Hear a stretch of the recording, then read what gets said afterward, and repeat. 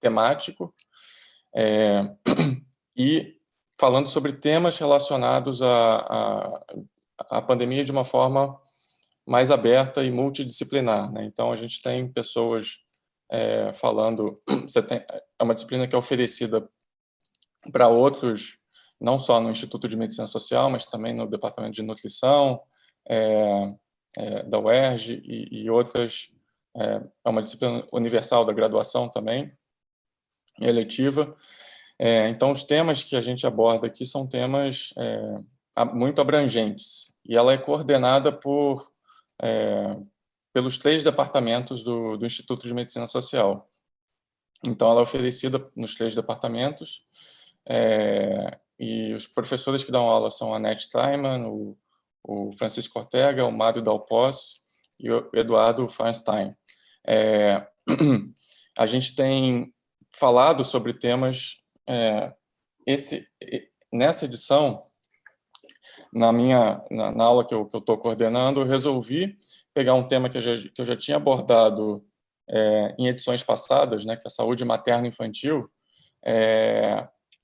e incluir a pandemia, como a pandemia pelo Covid tem afetado a saúde ou mortalidade materno-infantil.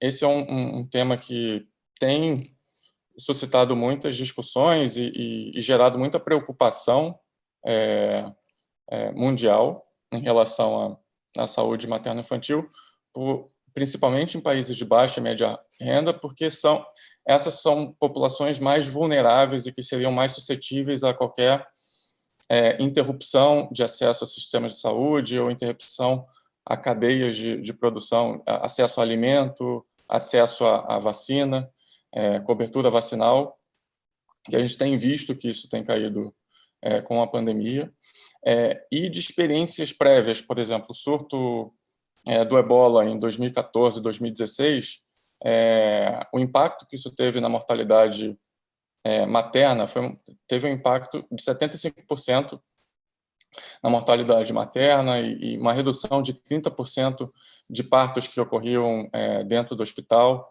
Então, já tem experiências prévias de que surtos e pandemias que limitam ou dificultam o acesso a sistemas de saúde, principalmente sistemas de saúde que já são mais frágeis, tem um impacto na mortalidade materna e na mortalidade infantil. No Brasil, especificamente, a Covid está tornando a situação pior. Em 2018, acho que a Brasco fez um especial mostrando preocupação no aumento da mortalidade materno-infantil aqui no Brasil, né? Então, a Covid provavelmente está tornando essa tendência, né, ainda pior, não só aqui no Brasil, mas acho que no mundo inteiro, mundialmente. Um dos textos que os alunos vão apresentar é sobre uma estimativa dos efeitos indiretos da Covid na mortalidade materno-infantil. Principalmente países onde você tem sistemas mais fragilizados, né?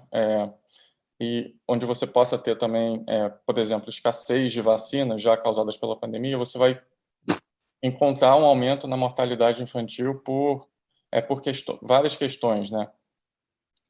Dificuldade de acesso, aumento de desnutrição, então você tem um aumento de crianças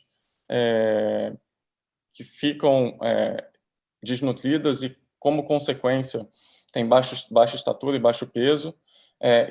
Essas crianças, sabidamente, ficam mais vulneráveis à mortalidade por doenças infecto-contagiosas,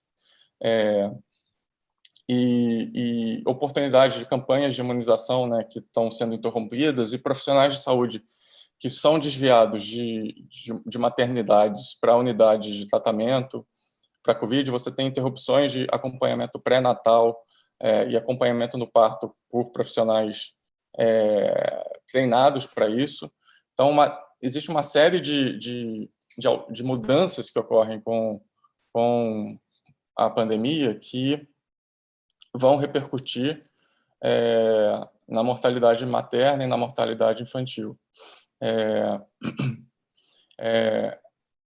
E isso, assim, fica mais preocupante com o cumprimento da Agenda 2030, né, dos Objetivos de Desenvolvimento Sustentável. Acho que a maioria das metas vão ter que ser rediscutidas ou redefinidas, né, porque você tem situações de piora desses indicadores e piora desses coeficientes de mortalidade que estão aumentando cada vez mais. Então, eu não sei como vocês têm feito, mas a gente pode abrir agora para os alunos apresentarem os textos, e aí depois a gente faz uma discussão mais aprofundada sobre o tema, com base no que os alunos falarem, com base no que vocês tiverem de ideia para discutir. Quem é que ficou de apresentar hoje os textos? Eu participei assisti a sessão anterior, né, com os alunos de graduação, e acho que o Manuel tinha apresentado o texto do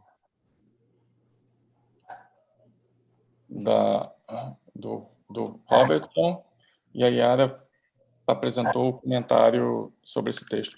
Hoje são 2 textos, um sobre essa estimativa e o outro uma resposta, né, um comentário sobre o estudo. Ok. A Michelle já está aí? Sim, bom dia a todos. Bom dia. Você está com o vídeo ligado ou não? Não estou vendo. Tá. Estou vendo. Agora eu estou vendo. Estou meio com cara de sono, que está de plantão, cheguei agora de manhã. Aí eu dei uma lida, né? Eu até peço desculpa que não deu para eu aprofundar mais o texto, porque está muito difícil nesse momento de pandemia. Eu trabalho na maternidade e agora o plantão é de 24 horas. Eu até levei o texto para ler novamente, mas não deu, foi um caos. Mas a ideia, eu consegui absorver bem a ideia, e também vou trazer um pouco da minha experiência na maternidade, que eu trabalho há 12 anos na maternidade, né?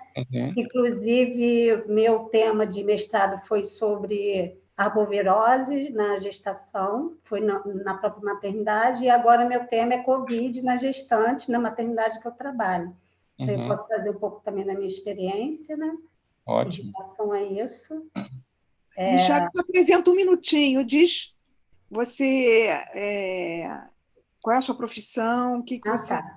Eu sou enfermeira, trabalho há 12 anos na maternidade de alto risco no município de Duque de Caxias. Não sei se vocês conhecem o Adão Pereira Nunes. Não conheço. Já ouvi falar, não conheço, mas já ouvi falar. Isso, aqui chamado Saracuruna, fica ali perto do pedágio, Rio Petrópolis. E nesse momento também tão conturbado da política, a gente teve uma mudança de gestão que está sendo horrível, né? O hospital foi o município pegou para gerir o hospital já faz 4 meses e está sendo uma experiência horrível.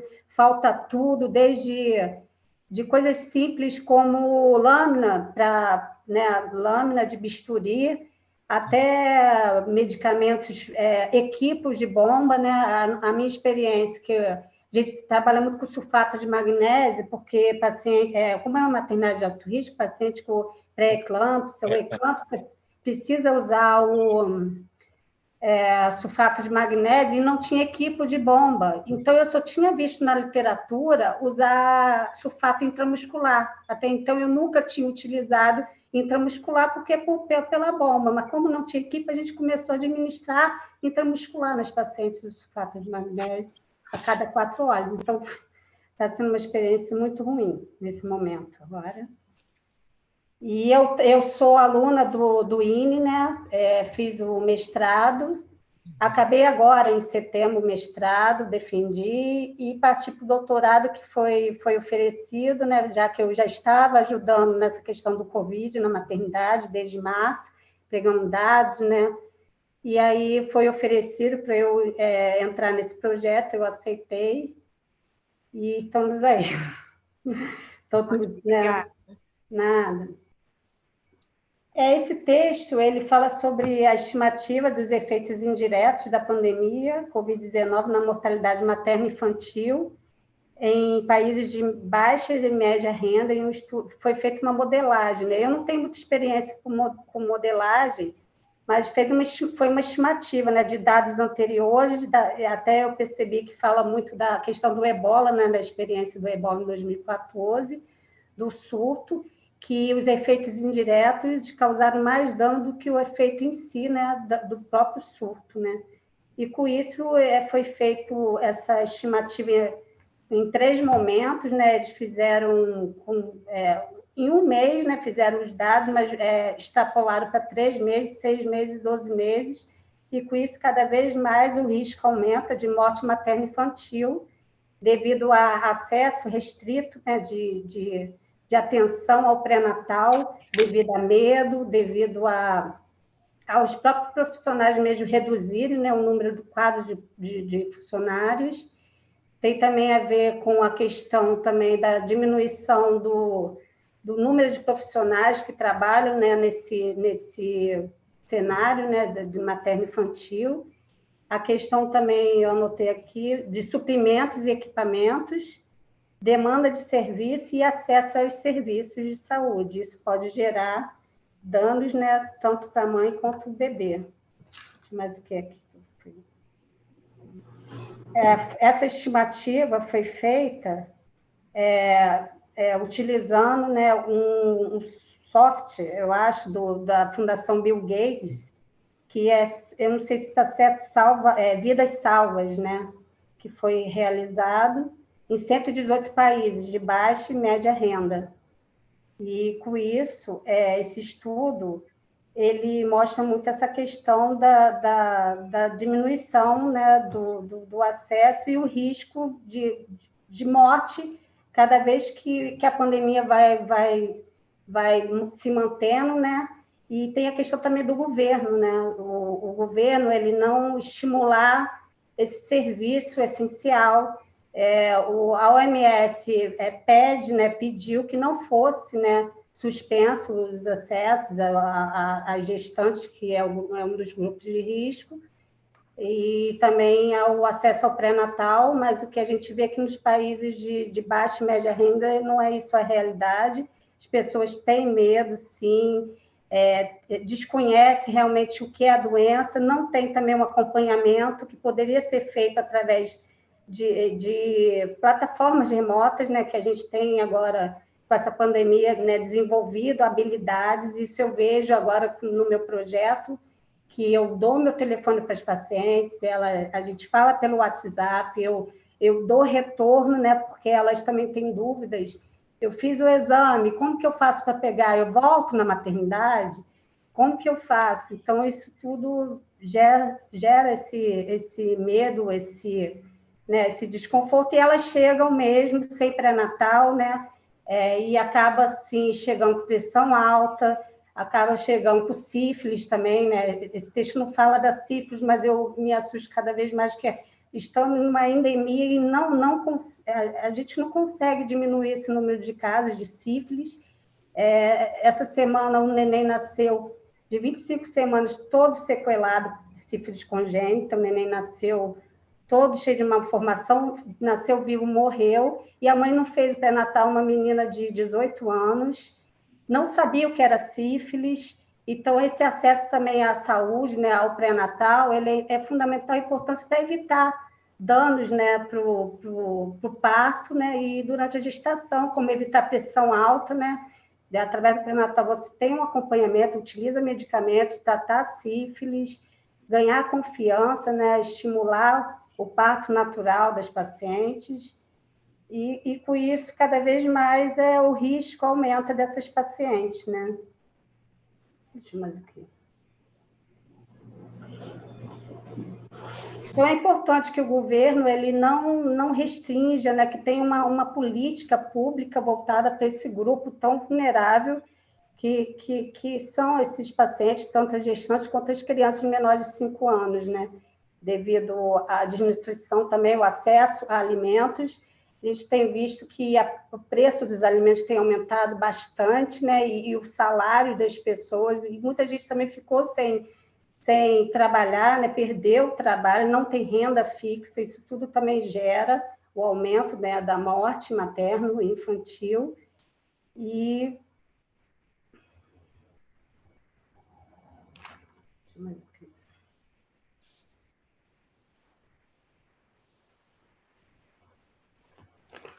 aí o texto fala de 3 cenários que foi realizado, 4 cenários, né, que eles fizeram, que eles analisaram em relação à disponibilidade de profissionais de saúde, disponibilidade de suprimentos e equipamentos, demanda de serviços e acesso aos serviços.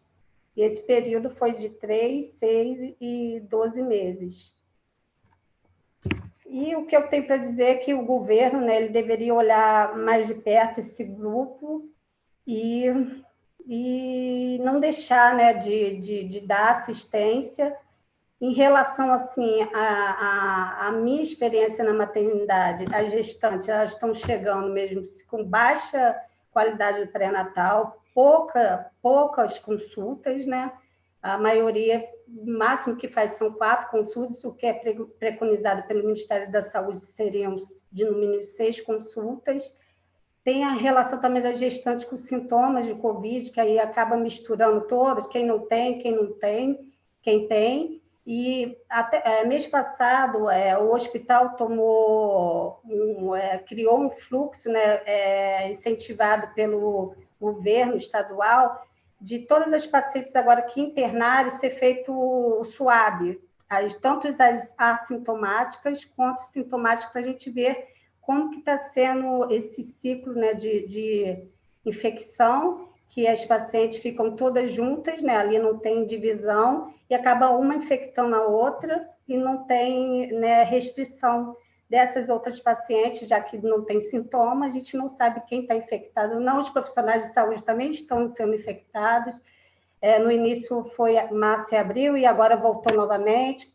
Teve um plantão de quarta-feira que a equipe médica estava toda infectada, e com isso acaba infectando também os outros profissionais e o próprio paciente, né, que está ali para assistência.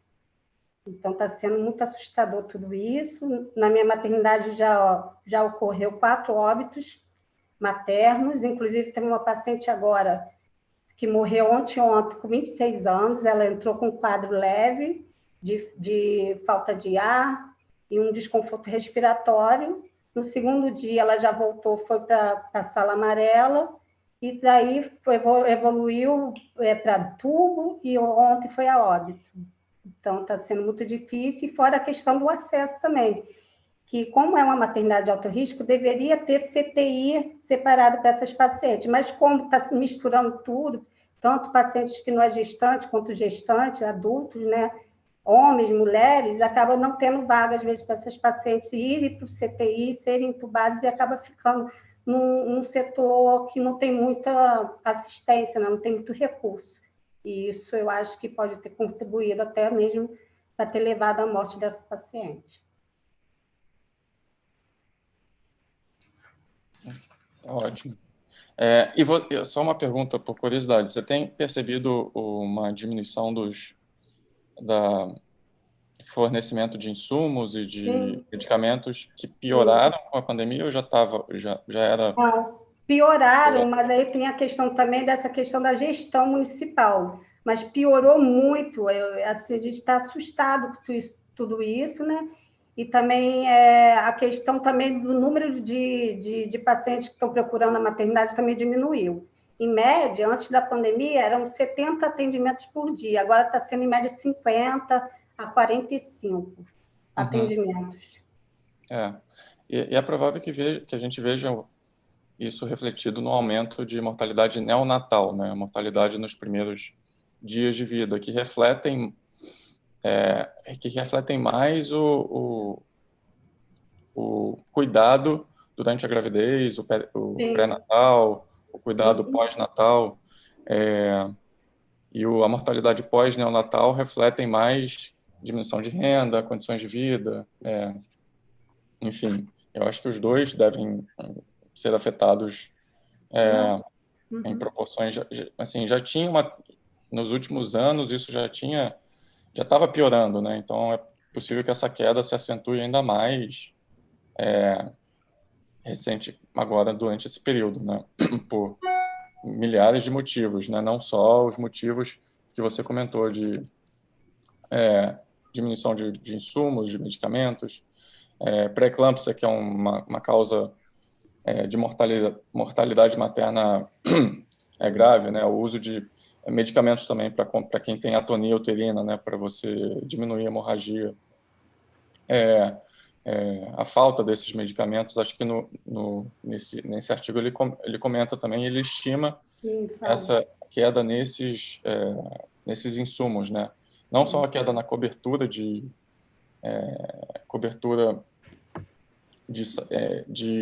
saúde, né, das pacientes, mas também quedas de esses outros efeitos indiretos da pandemia, né? Declínio da renda familiar, disponibilidade de custo de comida, né, com alto teor nutricional, que acaba ficando mais caro porque você tem menos acesso, sobrecarga, né, de redes de proteção social, né, que estão mais sobrecarregadas do que interrupção dessas redes de proteção social. Então, mundialmente, antes da Covid-19, a mortalidade de crianças com menos de 5 anos já era alta, né? Em torno de 47 milhões, pelo que eu tinha lido. Mas espera-se que com a pandemia que isso aumente ainda mais. Só para comentar um pouco sobre esse modelo, que você falou que você não tinha muita experiência e tal, acho que a ideia é só para saber como é que esse modelo que eles utilizaram funciona. É um modelo que ele fez? Ele estima o impacto da redução do PIB e da cobertura em saúde em diversos países. Então, ele vincula inquéritos de saúde conduzidos em 52 países de baixa e média renda, entre 1990 e 2018, com dados como de redução do PIB, impacto disso em acho que é 1,5 milhão mais ou menos de crianças, e ele vincula vários inquéritos, acho que quase que 200 inquéritos feitos, né, em diversos países de baixa e média renda, com esses indicadores, né, redução de PIB, cobertura de saúde, e aí ele usa isso para estimar, por exemplo, se eu tenho redução do PIB de tanto, se eu tenho diminuição da cobertura vacinal em tanto, se eu tenho diminuição da cobertura em acesso à saúde em tanto, quanto que isso impactaria em desnutrição e, consequentemente, em mortalidade infantil. Assim, simplificando um pouco. Quem quiser estudar um pouco mais ou tiver maior interesse, dá para... tem vários vídeos explicando como é que eles fizeram essas estimativas e usam esse modelo, né? Tem no site do Lives Save Tool, aparece lá, tem várias informações sobre esse modelo lá e os dados que eles utilizaram. Ricardo, tem uma pessoa que quer fazer uma pergunta, Jamile. Pode fazer. Bom dia. Bom dia. Sobre essa questão das mulheres estarem chegando à maternidade sem ter feito pré-natal, sem ter feito vacinação e tal, isso é um quadro da pandemia ou assim, piorou com a pandemia, já existia antes, mas não era assim não era tão visível? Então, em 2018, saiu um relatório mostrando dados do sistema de informação, né, de vigilância, mostrando um aumento já na mortalidade materna e na mortalidade infantil, que vinha se acentuando, né? Nos anos anteriores, isso vinha, a mortalidade infantil e materna vinha diminuindo, e essa diminuição foi revertida, né? Parou de ter essa diminuição e começou a ter um aumento. E explicar exatamente qual o motivo é difícil, porque a rede de influências do que gera esses aumentos são muito complexas, né, e grandes, né? Você tem desde cobertura vacinal, saneamento básico, renda familiar, educação, tudo interligado, né? Então, não dá para você apontar para um fator único que que cause esse aumento de mortalidade. Na época, acho que o Ministério da Saúde tinha atribuído a pandemia de Zika a esse aumento de mortalidade materno-infantil, que a maioria dos especialistas mostraram que não era apenas isso, né? Você tem uma diminuição também dos investimentos em saúde, você tem a crise econômica aqui, com diminuição de renda.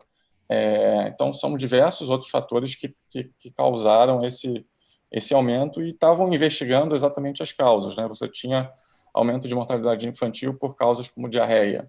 Então, isso é um aumento maior do que, por exemplo, morte por Zika ou por outras doenças infecto-contagiosas. Você tem também um aumento de uma diminuição, um aumento, por exemplo, de óbitos que não se sabia a causa, né? Então, um aumento de subnotificações, um aumento de outros indicadores que mostram que não era só esses fatores que poderiam estar causando o aumento na mortalidade materno-infantil. Só falar uma coisa. Pode falar. Eu fiz o pré-natal, que eu tive uma bebê em outubro do ano passado. Uhum. E eu, pelo fato de estar grávida, eu pesquisei sobre várias coisas e tem muita coisa disponível na internet hoje em dia, né? Desde mães que falam da rotina no Instagram e várias coisas assim que eu acompanhava. Então, eu percebi que tinha muita falta de informação no SUS, que eu fiz pelo SUS, o pré-natal, e muitas coisas assim que eu chegava e eu via que não estavam sendo feitas, eu cobrava, mas eu vi que muitas mães também não tinham nem noção de que elas tinham direito a determinadas coisas. Uhum. E por isso não cobravam, porque não sabiam. E eu tive uma amiga também que, no momento do parto, cometeram várias coisas com ela, violência obstétrica, diversas coisas, pela falta de informação. E coisas que poderiam ter prejudicado tanto a ela quanto a bebê. Você falando assim sobre algumas coisas que poderiam vir desde antes da pandemia, eu me lembrei desse fato. Sim. Posso acrescentar? Posso falar também uma outra coisa também que é importante? O que ocorre? Eu acho que também reduziu muito o número de... Eu não sei se no Rio tem saúde da família, que seria, né, o PSF, Programa de Saúde da Família, que com isso cria vínculo com a população, tem os agentes comunitários, que eles acompanham uma família toda e acaba criando um vínculo, e isso cria, né, um elo de confiança e as pacientes não deixam de ter acesso ao pré-natal, ao bebê ter o puerpério adequado. No Rio de Janeiro, eu não sei se essa cobertura reduziu, mas acredito que tenha reduzido, né? E com isso também, o que ocorre? As pacientes de baixo risco, que o pré-natal comum, que elas são acompanhadas num posto de saúde, às vezes ela fica com pressão alta e elas têm que ser encaminhadas para o pré-natal de alto risco, e elas têm dificuldade desse link, que é através tem um telefone, naquele CISREG, o sistema CISREG, mas parece que não funciona, pelo menos quando as pacientes chegam na minha maternidade, parece que não funciona, elas começam a ter diabetes gestacional, hipertensão, e com isso elas não têm acesso ao pré-natal, porque o baixo risco não aceita mais, elas têm que começar o alto risco, e acaba nesse intervalo ela não conseguindo ter as 6 consultas e chega no hospital com a pressão altíssima, né, correndo risco de vida e de morte para o bebê também, o bebê prematuro, a paciente com eclâmpsia devido a isso também, essa questão desse fluxo, quando ela vira alto risco, ela não consegue assistência adequada.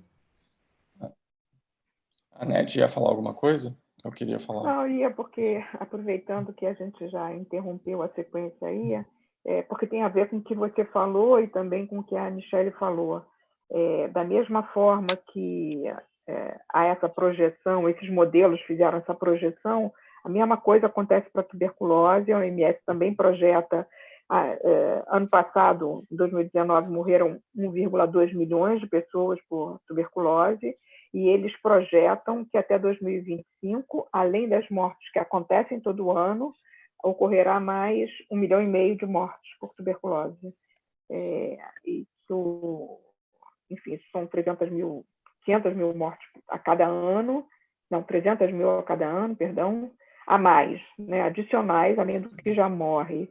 E isso interrompe um ciclo que a gente também vinha tendo de redução, a mesma coisa que você falou, Ricardo, redução da taxa de incidência e principalmente da taxa de mortalidade que se reverte e passa a aumentar. A gente vai voltar para os níveis de 2013 de mortalidade por tuberculose, quando a gente vinha avançando, é muito triste, e muito se deve às mesmas coisas que a Michelle comentou, né? Interrupção de serviços, de prevenção, não houve tanta interrupção de insumo. Até agora, assim, poucos países relataram falta de medicamentos, falta de insumos, mas também para a tuberculose a coisa não é tão complexa, né? Mas eu acho que não é uma coincidência que vários indicadores de saúde venham piorando no Brasil nos últimos 3, 4 anos. Houve a aprovação de uma PEC que limita os gastos, mas o projeto agora os gastos em saúde.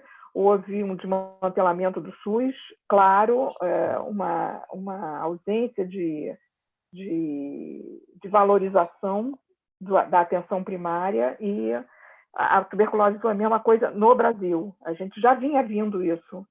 Provavelmente esse ano a gente vinha numa queda, ela estabilizou e pareceu até ter um pequeno aumento em 18 e 19, mas acho que é possível que em 2020 haja uma piora muito grande. Uma coisa que a gente sabe com certeza, porque o diagnóstico da tuberculose agora ele é feito num aparelho que registra no computador, né, que o exame foi feito, qual é o resultado, e a gente teve uma queda vertiginosa do número de testes feitos. Então, a gente sabe que, mesmo que haja uma redução de notificações por diminuição do diagnóstico, isso vai implicar em mais mortes, porque as pessoas vão ficar sem ter o diagnóstico e o tratamento. Também, vão ficar mais tempo doentes. Isso não e só vão para transmitir mais. Acho que praticamente todas as doenças, né, que são... Certamente. Eu falei da tuberculose que é a que eu conheço melhor, mas certamente... Mas é que você sabe de cabeça todos os dados, os números, os números, enfim. Mas, assim, em mortalidade materna, assim, diminuição do número de consultas de pré-natal, né, você desincentivando as mulheres a irem as mulheres deixam de ir porque com medo de se infectar, medo de infectar o bebê, né? Então, as consultas de pré-natal que preveniriam muitas doenças e muitas causas de mortalidade materna deixam de ser detectadas e tratadas adequadamente no tempo certo, né? Então, aí você tem a peregrinação por leitos, né? Porque muitos foram desviados para a Covid, igual você falou, que aconteceu lá, né? Então, você tem CTI, que era para ser para os casos, gestações de alto risco, são mudadas para tratar a Covid, né? Trabalho de pessoal parto, né? também. Né? Muita gente que estava trabalhando numa coisa foi desviada para trabalhar desviada para outra. A COVID. equipe sobrecarregada, porque 1, 2, 3 Muito ficam doentes, então se aumenta o número profissionais de saúde doentes que faleceram. Também não só doentes pelo contribuiu. Covid, mas doentes de sobrecarga de trabalho mesmo por vários motivos, né? Então tem vários aumento de depressão, de suicídio em casos de profissionais de saúde mesmo, que às vezes não conseguem dar conta do trabalho, enfim, dar conta de trabalhar no meio muitas vezes no meio do caos, porque você tem diminuição de tudo, né? Então, uma sobrecarga nesses profissionais também aumenta, com certeza, o número de erros, a qualidade do cuidado diminui, enfim, diversos motivos correlacionados, né? Podemos ir para o segundo artigo? Na verdade, esse segundo artigo é só um comentário a esse primeiro, mas ele toca em vários pontos que eu acho que são interessantes e dá para, por mais que ele seja curto, ele traz muitas ideias que podem ser expandidas ou que a gente pode comentar. Posso começar? Bom dia, é Tainá aqui. Bom dia. Oi, Tainá, tudo bem? Tudo bem, pode começar? Pode. Então, vamos lá. Bom dia a todos, meu nome é Tainá Barros, eu sou nutricionista e aluna do mestrado acadêmico em pesquisa clínica e doenças infecciosas do Instituto Nacional de Infectologia da Fiocruz. O meu artigo é o impacto da Covid-19 na saúde materna infantil. Tomando a sua fala, professor, eu acho que eu expandi muito além da caixinha nesse artigo. Não, a ideia é essa mesmo. Ele traz a possibilidade de várias interpretações. Eu puxei um pouquinho de sardinha para o meu lado da nutrição também. Eu não tinha como não fazer isso, mas... Bom, esse artigo ele começa dizendo que a pandemia de Covid é vista como uma ameaça indireta, né, nas práticas do aleitamento materno, principalmente também devido às limitações, não só na provisão e no uso dos serviços de saúde, como a colega bem pontuou, como também nas interrupções no ambiente propício para que esse aleitamento seja feito. E aí, pensando nessa fala de interrupção do ambiente propício, eu me questionei, mas o que seria esse ambiente propício para que a mulher amamente? E aí, esse é o primeiro questionamento que eu queria trazer aqui para a aula, que é qual seria a relação dessa interrupção com a pandemia? Então, eu parto do princípio de que o ambiente doméstico propício para a alimentação seria um espaço na casa da gestante, da mãe, em que ela e o bebê tenham tranquilidade, sossego, conforto para poder ter essa troca, né? Mas, no entanto, considerando agora que é a parte fora da caixinha, considerando, então, um possível cenário de violência doméstica, por exemplo, que é uma realidade, acho que no mundo inteiro, qual seria o ambiente propício para essa mulher poder amamentar? Né, tendo como pano de fundo uma pandemia em que o isolamento social, o lockdown e a quarentena são as principais medidas preventivas, que ambiente seria possível para essa mulher? Né? Como seria esse ambiente propício, uma vez que essa mulher ela passa 24 horas com o seu agressor no mesmo ambiente? Qual a sua condição interna? E aí eu tento puxar para o nível emocional, como a agressão que ela pode sofrer, o apoio da família, que é essencial na amamentação, o apoio da mãe, principalmente, passando as suas experiências, e também o apoio do parceiro, que nesse caso pode ser um potencial agressor. A questão fisiológica também nessa mulher, a questão do medo, do estresse diário que ela passa, o aspecto psicológico também, como a depressão, que geralmente é comum no pós-parto, a baixa autoestima em relação ao seu corpo, a insatisfação corporal, que também é muito presente. E ainda também dentro desse contexto, há que se considerar também que a rotina doméstica também é alterada, né? Principalmente na prática do aleitamento materno, que a gente pode ver pelo comprometimento da demanda dos cuidados infantis. Por exemplo, com o fechamento das creches, das escolas, essa mulher ela tende a deixar, não é que seja deixar, mas ela tende a se ocupar mais da sua rotina em relação à prática exclusiva da amamentação, por exemplo. E um outro fator que eu considero, na verdade, válido, e o artigo ele pontua muito bem, é a diminuição dos profissionais de saúde qualificados disponíveis nas unidades básicas de saúde.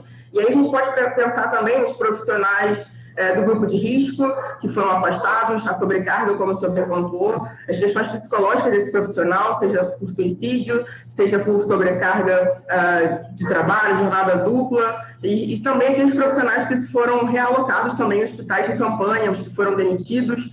A gente sabe que teve uma grande defasagem também de funcionários, seja na questão da saúde, como em outros segmentos do setor econômico.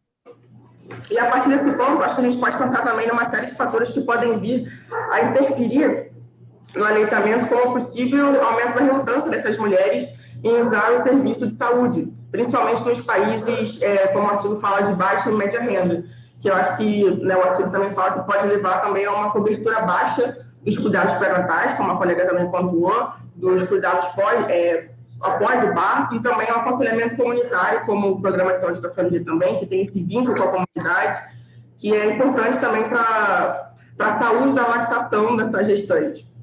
E essa situação também, ela tende a piorar, como o senhor bem falou, em países cujo sistema de saúde ele é extremamente frágil, e também a qualidade de vida nesse país geralmente tende a ser baixa.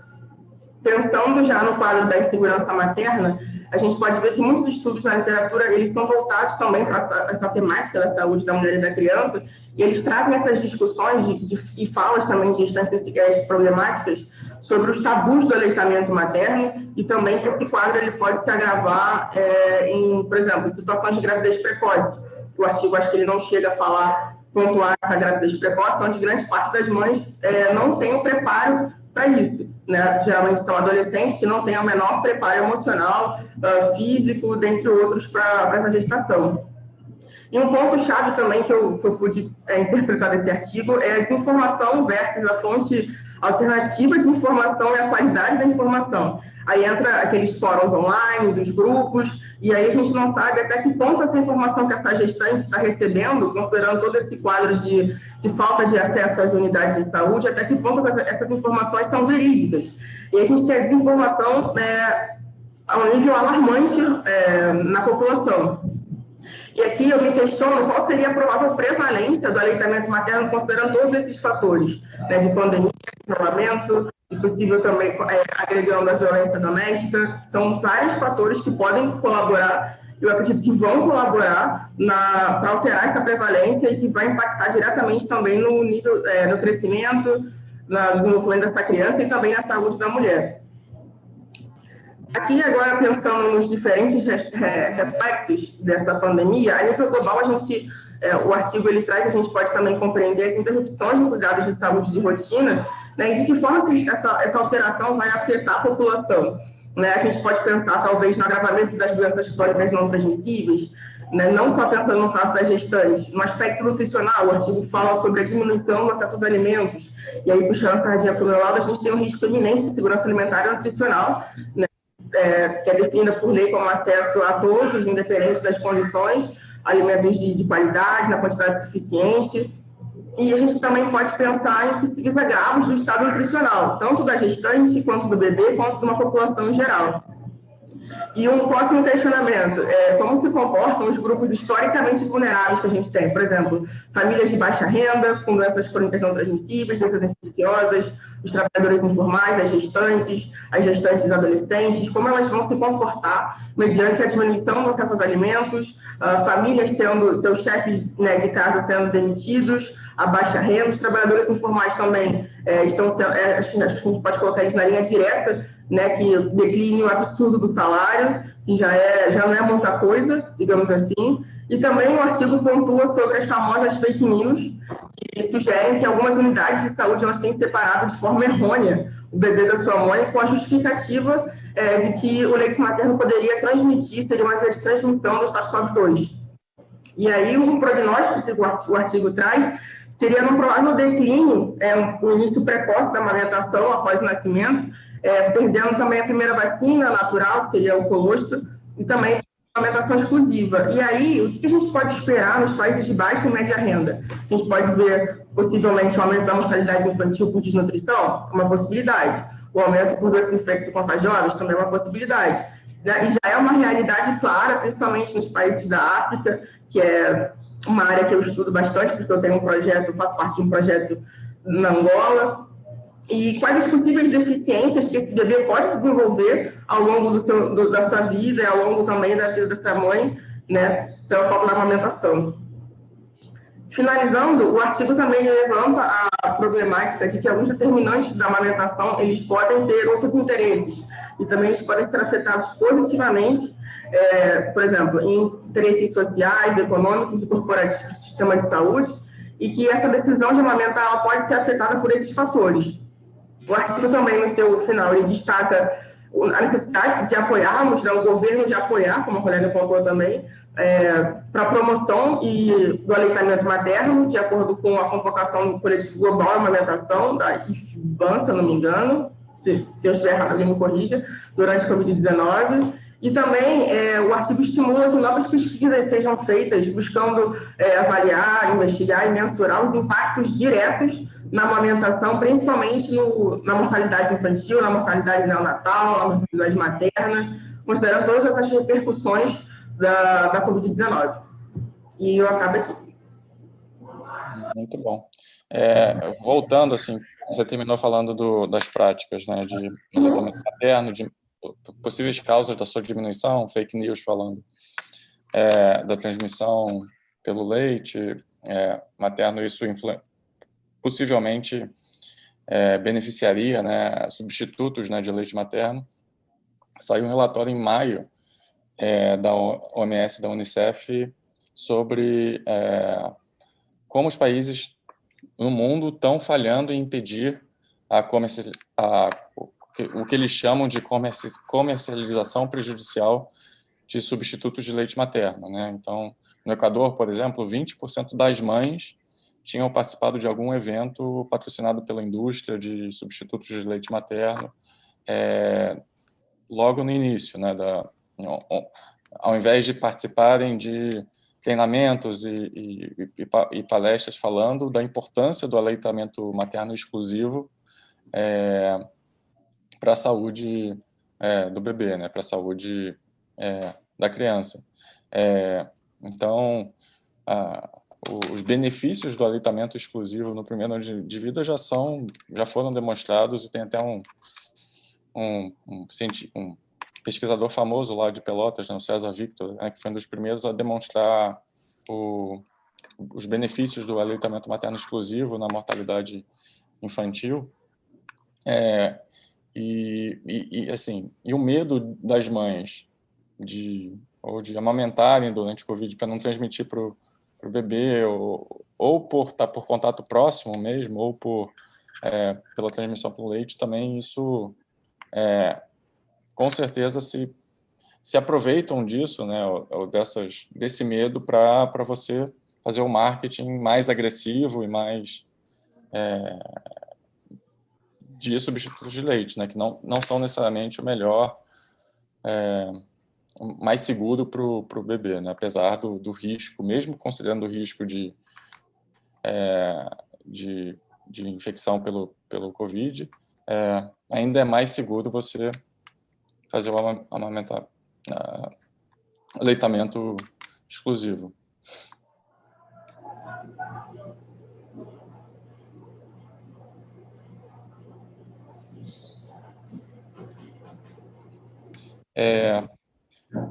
Você falou que você estava participando de um projeto em Angola. Só por curiosidade, o que é esse projeto exatamente?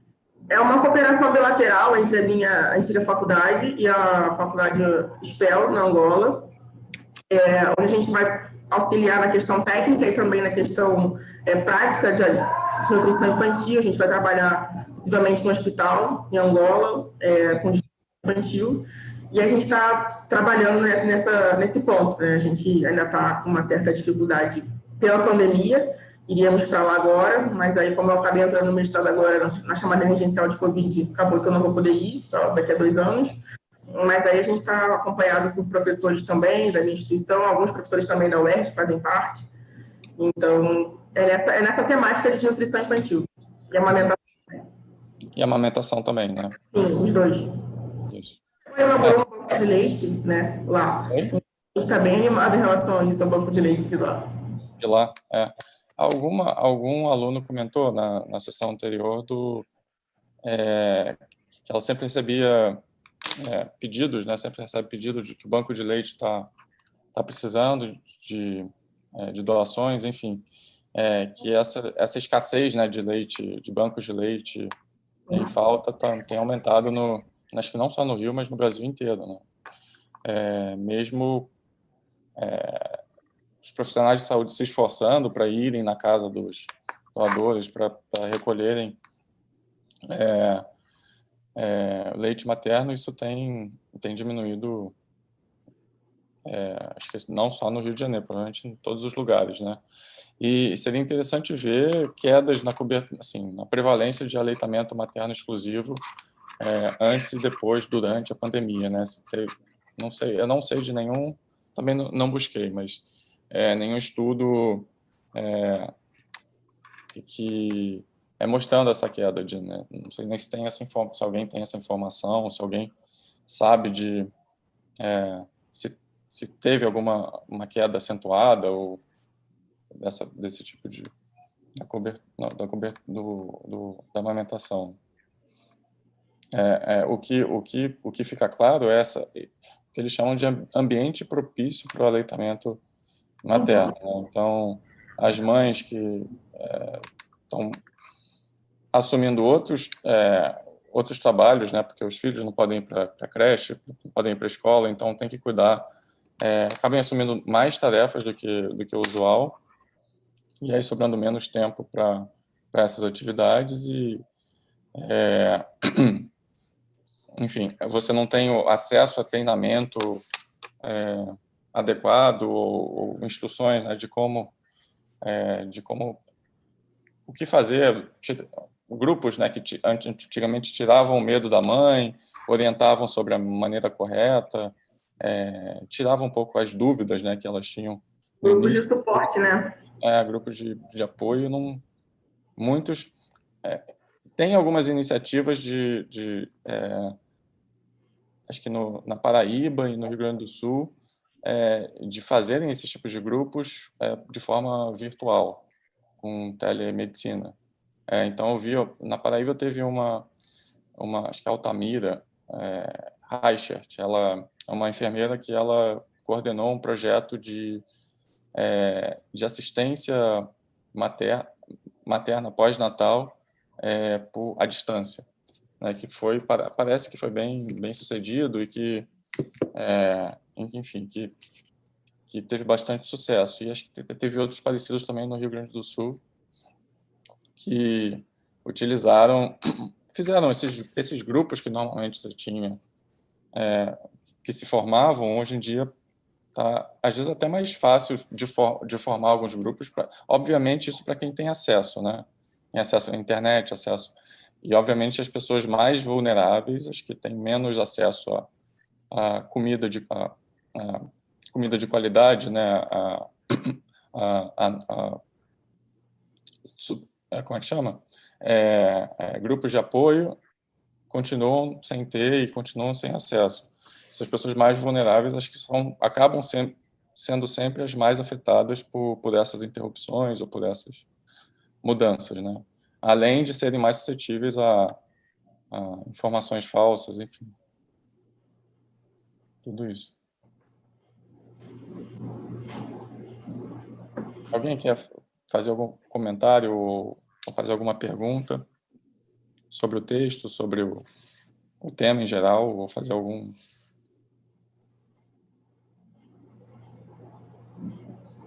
Eu posso fazer um comentário? Pode, claro. Bom dia, gente.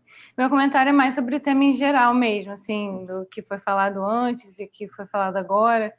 Eu lembrei quando a professora falou da tuberculose, que há poucos dias foi lançado o relatório anual do programa de malária, né, da OMS, e nesse relatório foi visto que foi interrompido também o tratamento de entre 10% e 50% dos tratamentos.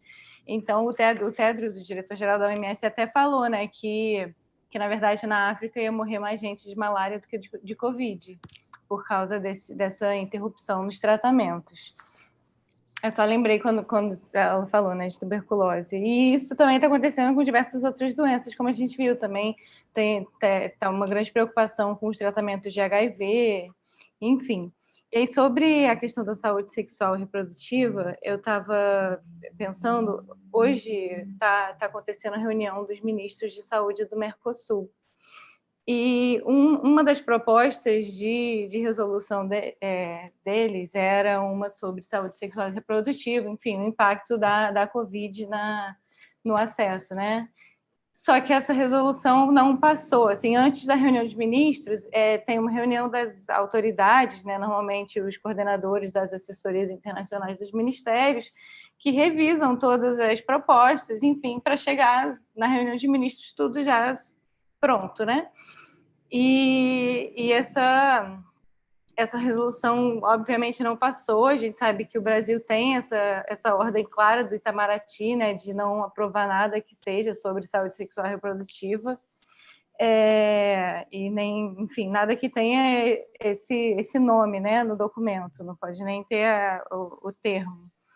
E aí eu lembrei de um relatório do UNFPA, do Fundo de Populações da ONU, que eles lançaram, acho que foi em agosto, falando sobre o impacto da pandemia no acesso especificamente de contraceptivos e aí, de anticoncepcionais, né? E aí eles lançaram esse relatório que é da América Latina e do Caribe, e aí eles assim mostraram um pouco do impacto imediato, né, na questão do desabastecimento, a descontinuidade dos serviços, até por medo da pandemia, e também o declínio de renda familiar, né, que a gente também já falou sobre isso. E a estimativa deles é que de 13 a 50 milhões de mulheres vão ficar sem acesso, ou ficaram sem acesso durante a quarentena. E eles fazem uma projeção de que, se continuar assim, a gente vai voltar, regredir, né, ao que tinha antes da Conferência de Cairo, que foi a Conferência Internacional de População em Desenvolvimento, que foi em 1994, e que foi um grande marco, né, nessa discussão da questão da saúde da mulher e das meninas, e, em geral, da saúde, do direito e da saúde sexual e reprodutiva. Então, isso é realmente muito preocupante, né? A gente vê que a gente está regredindo 25 anos em coisas que já tiveram, né? O plano de ação de Cairo, ele teve um avanço grande nos países, claro que não 100%, mas teve um avanço. Isso também, enfim, também vai refletir na questão da Agenda 2030, né? Em conseguir alcançar os objetivos. Mas é basicamente isso, assim, que queria compartilhar com vocês, que eu também pensei com a leitura dos textos e as discussões aqui. No dia 28 de janeiro, a sessão do dia 28, que eu vou coordenar de novo, vai ser justamente uma que fala sobre as estratégias para minimizar o impacto negativo da pandemia de Covid no controle de HIV, tuberculose e malária, que foram bastante afetadas também pela pandemia e tal. Então, vou comentar um pouco sobre essas três, o impacto da pandemia nessas três doenças. Mas, assim, voltando para o que você estava comentando, né, sobre saúde reprodutiva, eu tinha lido em algum lugar uma estimativa do aumento de mortalidade materna por um aumento do número de gravidez indesejadas durante esse período da pandemia, e aumento da falta de acesso assim, ao atendimento pré-natal, né, perinatal. Mas, com certeza, isso vai ter um impacto grande também no número de gravidez indesejada, enfim. Acesso a aconselhamento, enfim, a diversos fatores que levam a esse aumento, né?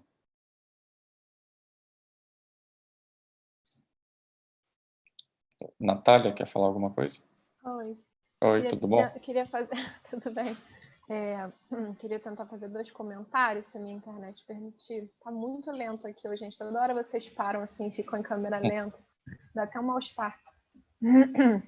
Mas até lembrei aqui de algo que o artigo a respeito de... Queria tentar fazer 2 comentários, né, sobre esse artigo um pouquinho maior do que o outro. Um deles é que o artigo mencionou a questão também dessas possíveis interrupções na cobertura vacinal, né, que acabam impulsionando para que outros surtos, né, outras doenças reemerjam ou se fortaleçam, né, porque as crianças param de ter acesso àquela cobertura plena.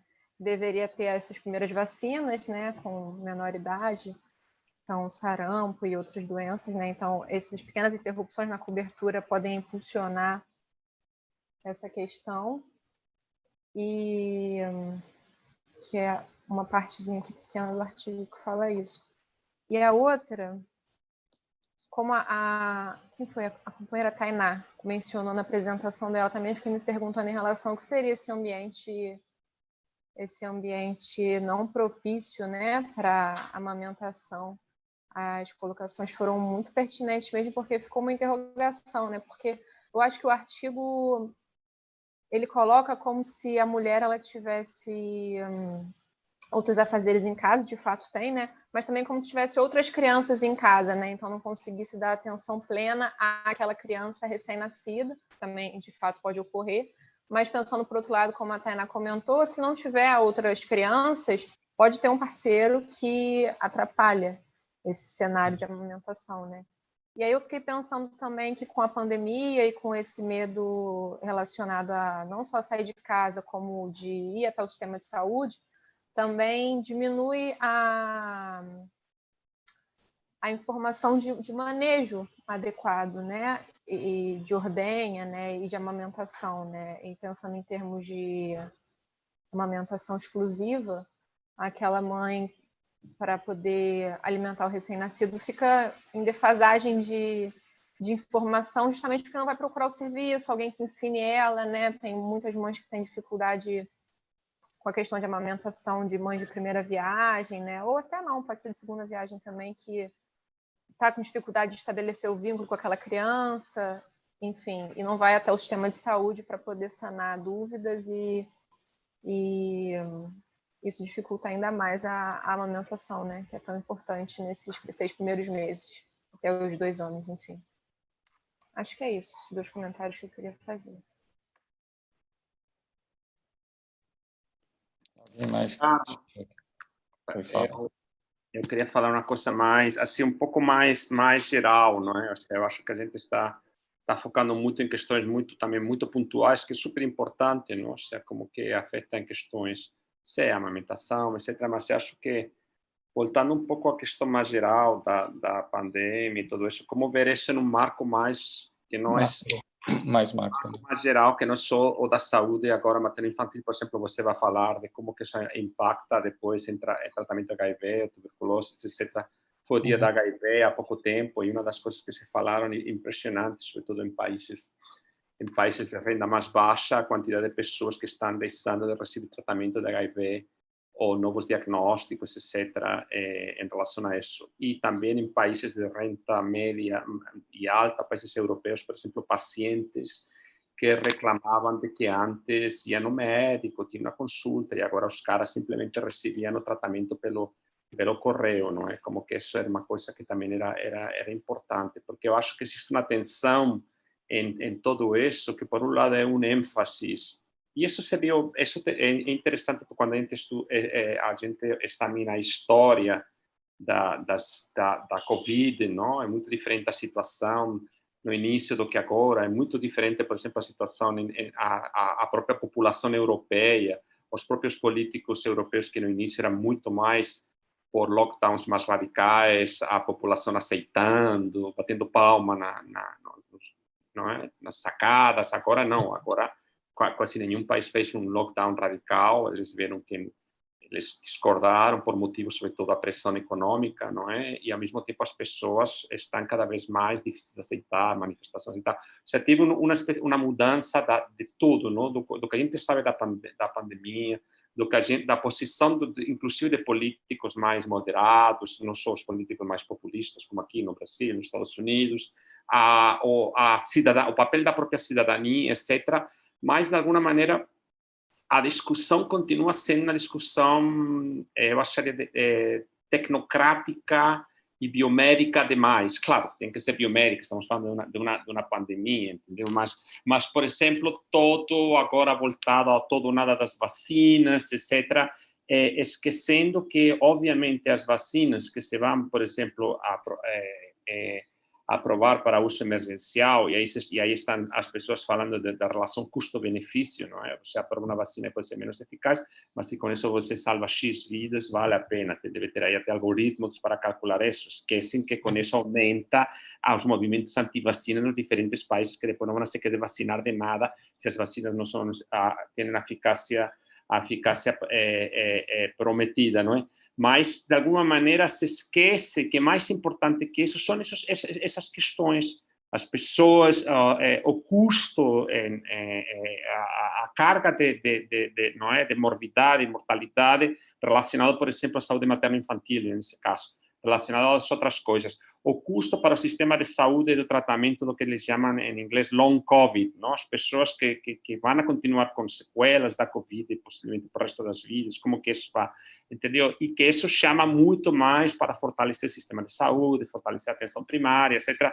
Então, eu acho que isso é interessante, porque essas discussões, de alguma maneira, rapidamente ficam de lado. E é interessante que no início da pandemia, muitas vezes, esses argumentos eram levantados por pessoas que a gente associaria a uma direita mais tradicional quando criticavam as posições de lockdowns e etc. Não é? Dizendo, mas olha aqui, mas essas pessoas, e o custo, o número de pacientes, por exemplo, na Índia, que deixaram de ter tratamento de câncer, é assim muito mais dos que já morreram por Covid, etc. Então, como que essas questões sempre tem que ver um contexto mais amplo e tem que ver os argumentos de dois lados. Obviamente, você falar para o custo, não é? O custo social e de saúde de lockdown não pode ser usado para alguém como Bolsonaro dizer tem que abrir tudo, escolas abertas, ou agora essa polêmica recente ontem em relação às universidades. Depois dessa polêmica das universidades que o governo recuou, Bolsonaro hoje de manhã já foi de novo a dizer que ele é totalmente contra a universidade fechada, capaz de fazer pressão para apresentar esse decreto, provocar aí uma briga enorme com as universidades, que obviamente não vão fazer. Então, eu acho que tem toda uma discussão aí política e tal, que vai para além da própria questão da ciência, no qual esse contexto que a gente está discutindo agora se coloca. Por isso, eu queria colocar um pouco também esse contexto maior. Contextualizar que rumo as discussões sobre o controle, o impacto da pandemia tem em diversos, não só a atitude, né, dos governos em relação a medidas restritivas ou não, como isso mudou ao longo no início, né, e como é que está agora, e acho que agora também esses impactos indiretos estão começando a aparecer mais, né? Então, começando embora muitos sejam só estimativas e modelagem e tal, você começa agora a ver ter mais dados, né, concretos sobre qual o impacto que isso realmente tem.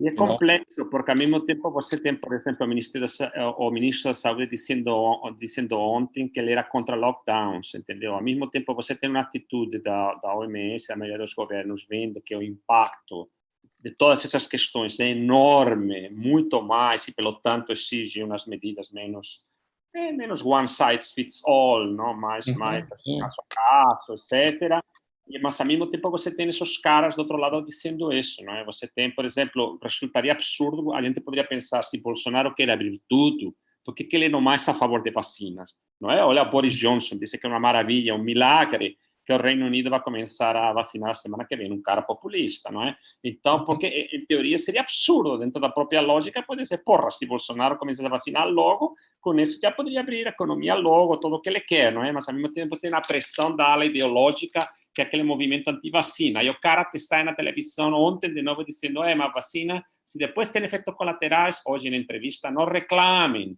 etc. Ou seja, que a gente diria, porra, o cara está dando um tiro no pé. Se o que ele quer é as pessoas circulando, ele deveria ser a favor de vacina em massa e gastar um dinheiro que, com certeza, vai ser muito bem gasto porque vai melhorar, entendeu? Então, tem todas essas situações que você fica um pouco assim, sem entender as posições, porque se...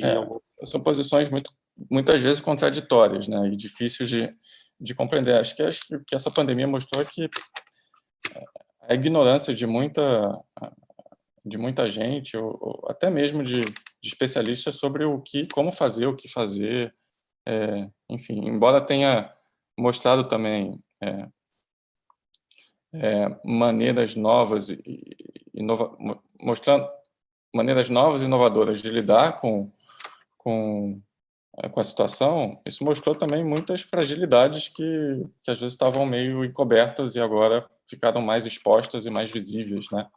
As feridas e as as fragmentações, as linhas de fratura ficaram mais expostas agora do que estavam antes, né? E por ser um assunto super complexo, com milhões de inter-relações, você vê posições que não fazem nenhum sentido, né? Como você falou, o cara é contra o lockdown, e depois fala da vacina, enfim, e posições que vão mudando também ao longo do tempo conforme novas informações vão surgindo, enfim. São decisões que estão sendo tomadas em tempo real, né? Você não consegue planejar muita coisa.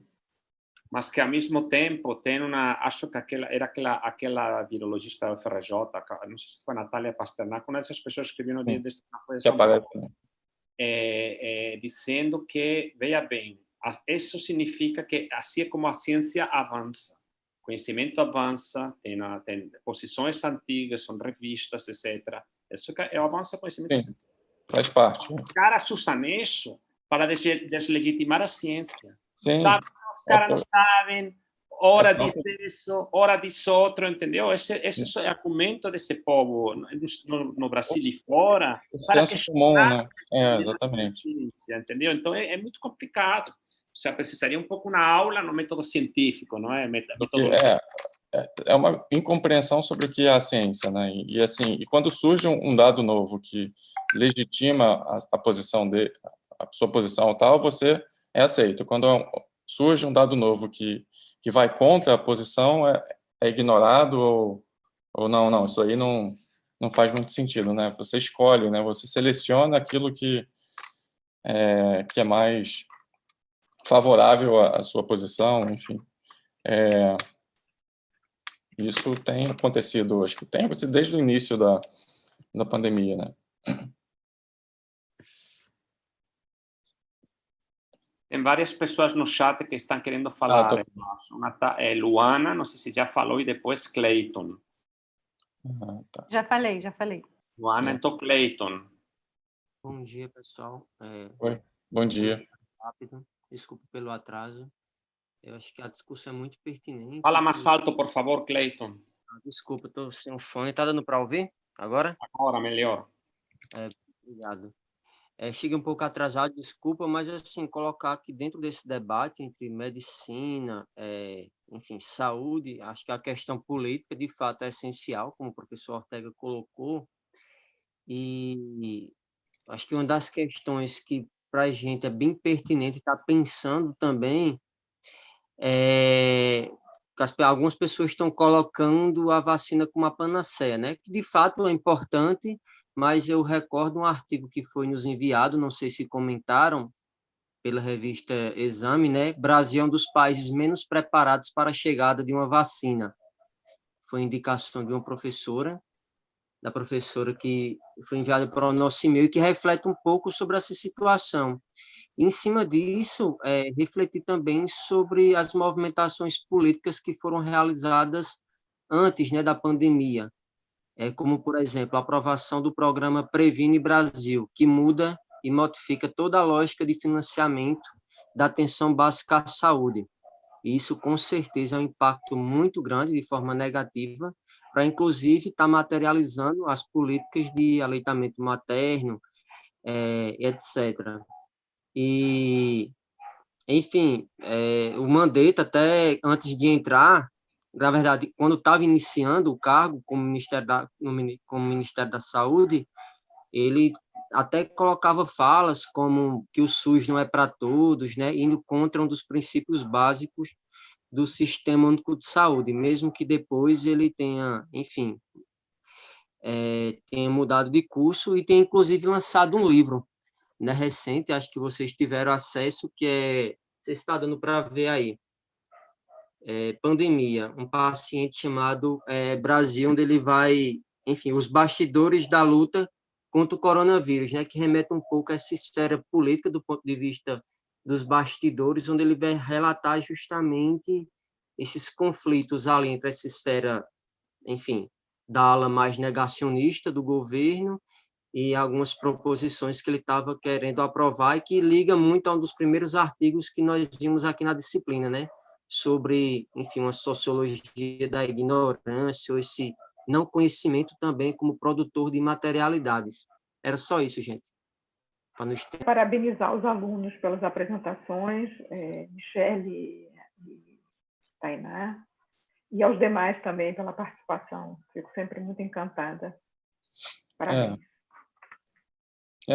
As apresentações foram ótimas hoje. Não só Tainá falou muito bem, trouxe, acho que o rico dessas discussões é justamente fazer o que a Tainá fez, né? Que é não falar só sobre o texto em si, mas trazer outras coisas, ou outros assuntos, outros pontos para discussão, e enriquecer um pouco sobre deixar mais denso, né? Sobre o que a gente fala, né? Sobre não falar só sobre um tema específico, mas as ramificações que ele tem e trazer também experiências pessoais, né? Como do primeiro artigo. O primeiro artigo é um pouco mais técnico, né? Mas ele traz também outras... ele traz dentro dele, né?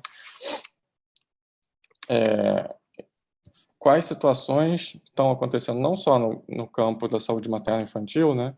Mas que estão acontecendo de uma forma mais global e sistêmica, principalmente nos países de baixa e média renda. E experiências pessoais de vocês também mostram, acho que ilustram um pouco o que a gente vê globalmente, né? A gente vê o que acontece localmente, principalmente aqui em regiões menos favorecidas, também ilustra o que está acontecendo não só aqui, né? E não só nos países de baixa e média renda, mas nos países ricos também, né? Então você vê isso, o aumento de mortalidade materna infantil, possivelmente acontecendo também em outros países, não só de baixa ou média renda, embora o impacto possa ser maior em países de baixa e média renda. Professor, dá tempo de falar rapidinho? Dá, claro. Durante a faculdade, eu tive a oportunidade de fazer parte de um projeto social sobre nutrição infantil, gestantes e tudo mais, e eu trabalhei numa área comum, aqui no Rio de Janeiro, onde a prostituição é o trabalho mais... Não sei se está me fazendo entender. A prostituição lá é o trabalho mais... Eu não sei, a prostituição lá é comum.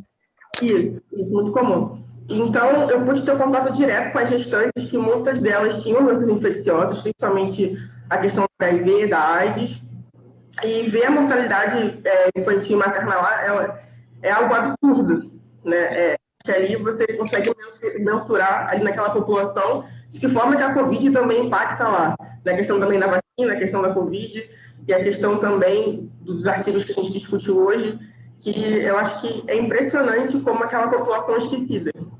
Uhum. A questão da pobreza, a questão da miséria, a questão da dignidade, lá acho que perpassa muito mais uma questão psicológica, sanitária.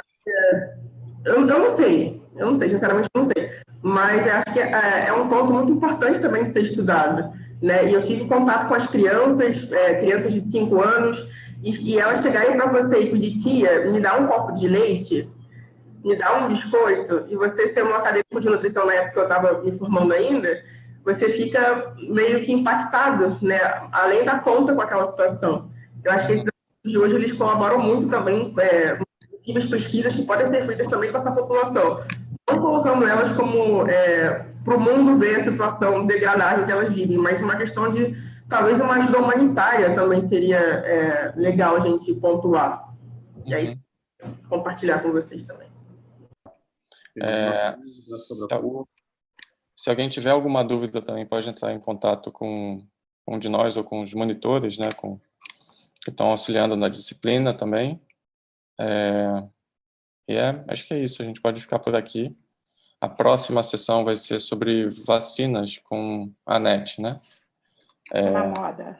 Tá na moda, E é isso. Até a próxima. A próxima, gente. Um Tchau, abraço. tchau.